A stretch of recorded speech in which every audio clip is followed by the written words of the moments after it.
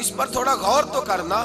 حضرت جناب سیدنا فاروق اعظم رضی اللہ تعالیٰ عنہ، حضرت عمر فاروق کے صاحبزادے کی ملاقات ہو گئی حضرت عبداللہ بن سلام رضی اللہ تعالیٰ عنہ سے۔ یہ تورات بھی جانتے تھے، پھر قرآن مجید کا علم بھی انہوں نے حاصل کیا، مسلمان ہوئے، بہت بڑے عالم صحابی تھے۔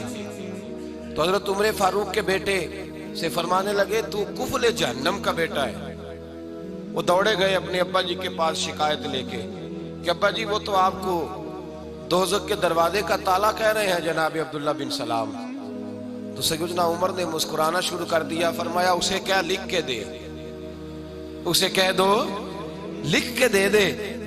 وہ کہنے لگے عجیب بات ہے، وہ اتنی سخت بات کر رہے ہیں، آپ کہتے ہیں لکھ کے دے دو۔ فرمایا بیٹا تو بچہ ہے، تو سمجھا ہی نہیں، میں بھی مصطفیٰ کی بارگاہ میں بیٹھنے والا ہوں، وہ بھی رسول اللہ کی بارگاہ میں بیٹھنے والے، وہ کوئی بڑی بات کر گئے، تو نہیں سمجھا، جا لکھوا کے لا۔ وہ واپس آئے، کہنے لگے عمر کہتے ہیں لکھ دو۔ تو حضرت سیدنا عبداللہ ابن سلام کہنے لگے چل میں تیرے ابا کے سامنے بیٹھ کے لکھ کے دیتا ہوں۔ وہ آئے، سیدنا عبداللہ ابن سلام رضی اللہ تعالیٰ لکھا کہ میں نے خود مصطفیٰ کریم سے سنا ہے کہ عمر جہنم کے دروازے کا تالا ہے، لکھ دو۔ انہوں نے لکھ کے دیا تو صاحبزادے کہنے لگے ابا جی چاچا جی مجھے بھی ذرا بتا دو اس کا معنی کیا ہے۔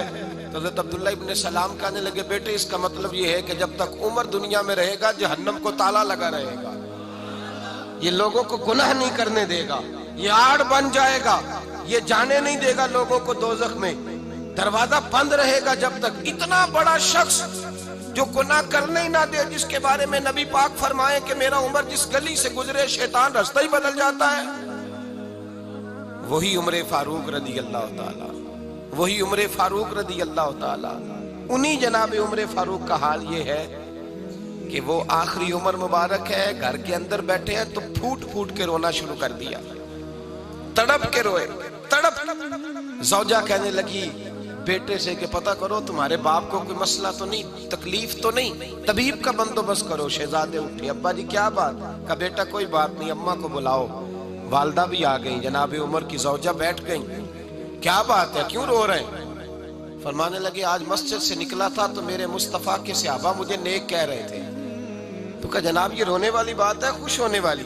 آپ فرمانے لگے نہیں، ایک خیال نے مجھے ستا دیا ہے کہ باہر تو میں ٹھیک رہا ہوں، پتہ نہیں تمہارے حق میں بھی اچھا رہا ہوں کہ نہیں۔ زوجہ سے کہنے لگے پتہ نہیں تیرے بھی حقوق ادا ہوئے کہ نہیں، تیری وجہ سے نہ الجھ جاؤں، بیٹے کی وجہ سے نہ الجھ جاؤں۔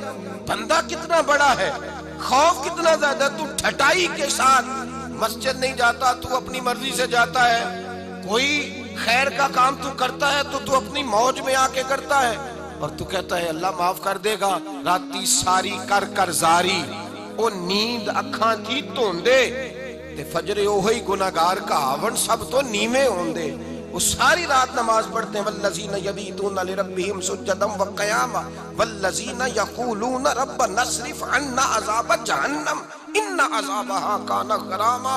اللہ فرماتے ہیں میرے بندے وہ ہیں سارے رات سجدے اور قیام میں گزار دیتے ہیں، اور سویرے اٹھ کے یہ نہیں کہتے میں تہجد گزار ہوں، میں عبادت گزار ہوں۔ سویرے اٹھتے ہیں تو کہتے ہیں خدایا معاف کر دے، تیرا عذاب بڑا سخت ہے، اے اللہ ہمیں اپنے عذاب سے محفوظ فرما۔ لوگوں نے عجیب دھوکے میں مبتلا کر لیا ہے اپنے آپ۔ حضرت عمر رونے لگے، بیوی سے کہنے لگے معاف کر دے، ڈر آتا ہے، اللہ کے حضور حساب دینا ہے۔ عدل کرے تے تھر تھر کمبن اچیاں شانہ والے، فضل کرے تے بخشے جاون میرے جے منہ کالے۔ کہا تو اس طرح کر، زوجہ سے کہنے لگے چل تو مجھے معاف کر دے، میرے اوپر بوجھ بڑا تھا، رات کو چہرے پہ نقاب ڈال کے مصطفیٰ کی امت کی خبر گیری کرنا اور پھر سارا دن ان کی خدمت کرنا، میں تجھے اس طرح وقت نہ دے پایا جو میرا حق بنتا تھا۔ زوجہ رو پڑی، کہنے لگی زندگی میں نے بھی اس طرح کا کوئی انداز نہیں دیکھا جو بیویاں شوہر کے ساتھ دیکھتی ہیں، میں نے کوئی اس طرح کا آپ سے مطالبہ نہیں کیا، میرے دل میں یہ بات تھی، آپ خود بول پڑے۔ کہا چل پھر معاف کر دے۔ کہنے لگی میں تو نہیں معاف کرتی، میں تو نہیں۔ آپ کے صاحبزادے کہتے ہیں فاروق اعظم کو میں نے کامتے دیکھا، تڑپتے دیکھا، رونے لگے، کیوں نہیں تو معاف کرتی؟ تو زوجہ کہنے لگی پہلے وعدہ کریں اللہ کی بارگاہ میں میری سفارش کریں گے؟ آپ کہیں گے کہ اللہ میری بیوی تھی، کپڑے دھو کے دیتی تھی، کھانا پکا کے دیتی تھی، میری عزت کی محافظ تھی، میرے بچوں کو پالتی، یہ کہیں گے؟ حضرت عمر فرمانے لگے مجھے قسم ہے اللہ کی عزت کی، رب جب عمر کے لیے جنت کا فیصلہ کرے گا تو میں بغیر تیرے جنت میں داخل ہی نہیں ہوگا۔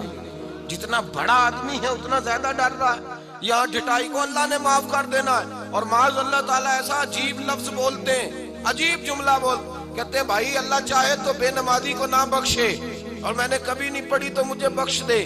میں نے کہا یہ بات ٹھیک ہے کہ اللہ بڑا بے نیاز ہے پر بے انصاف تو نہیں نا، بے نیاز ہے، بے انصاف اپنے اس نے قانون بنائے ہیں، اس کے محبوب نے قانون واضح کیا ہے، تو یہاں رحمت الہی کا غلط مطلب لوگ بیان کرتے ہیں۔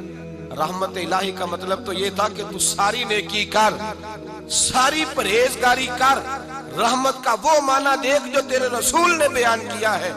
میرے مصطفیٰ نے ساری زندگی گزار دی اللہ کو راضی کرنے میں۔ حضرت عائشہ صدیقہ فرماتی ہیں آخر میں مصطفیٰ فرماتے کیا ہے، کہتے ہیں عائشہ مجھے بھی میرا عمل جنت میں نہیں لے کے جائے گا، میں بھی خدا کے فضل سے جنت میں جاؤں گا۔ یہ امید رحمت الہی، ایک مطلب تو یہ۔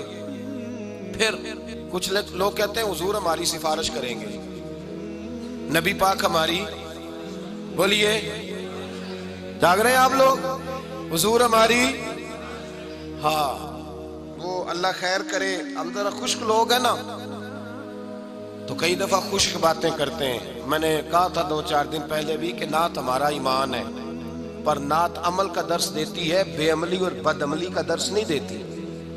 بد عملی کا درس نہیں دیتی کہ نعت خواں اٹھ کر کے کہے کہ بس چھٹی، میں عشاء کی نماز پڑھ کے آیا ہوں اور فجر پتہ نہیں میں کب پڑھوں گا، اور جو میرے منہ میں آئے گا میں کہہ دوں گا الا ماشاءاللہ، بس نعت پڑھوں گا تو سفارش ہو جائے گی۔ او خدا کے بندے، جس بندے سے انسان نے سفارش کرانی ہوتی ہے اس سے اس کا کوئی تعلق بھی تو ہونا چاہیے نا، کوئی رشتہ بھی تو ہونا چاہیے نا۔